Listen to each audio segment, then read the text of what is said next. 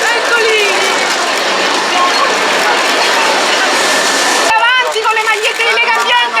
No, scusa! Di scodinzola? Guarda che c'è!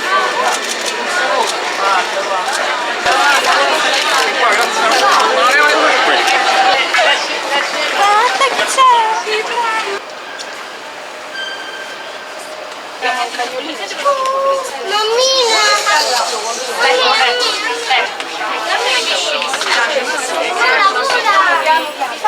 Forse la chiameremo Libera.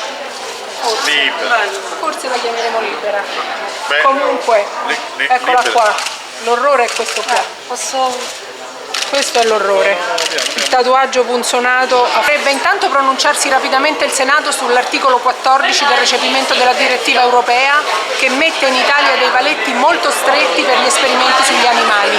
Non tutto si deve fare sugli animali, si può fare in vitro, si può fare con la ricerca molecolare, si può non massacrare questi piccoli esseri viventi in nome della ricerca.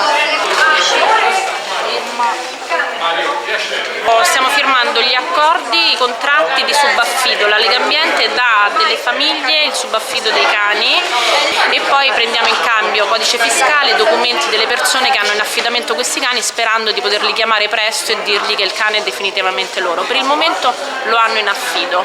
Che l'Italia faccia il tifo affinché i cani vengano dati definitivamente a queste famiglie.